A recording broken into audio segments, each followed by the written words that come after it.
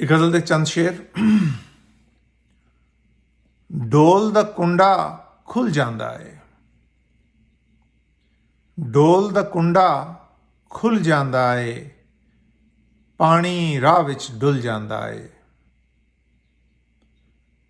दिल कहंदा सी तूंयों तूं है,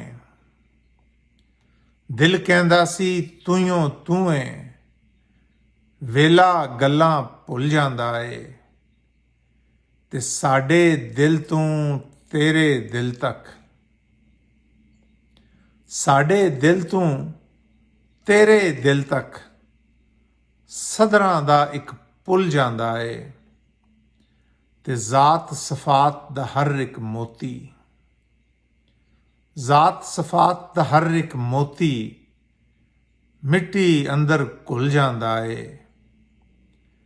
ते पिछली राती सहकां ते कोई, पिछली राती सहकां ते कोई कच दी पक्खी झुल जांदा है। रत्ती मासा सेर यमन, रत्ती मासा सेर यमन तकड़ी अंदर तुल जांदा है। ते अखां तेरियां फेरन दे नाल,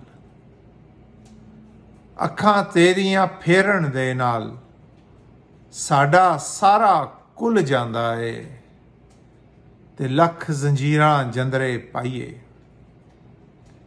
लख जंजीरां जंदरे पाइए बूआ फिर भी खुल जांदा है।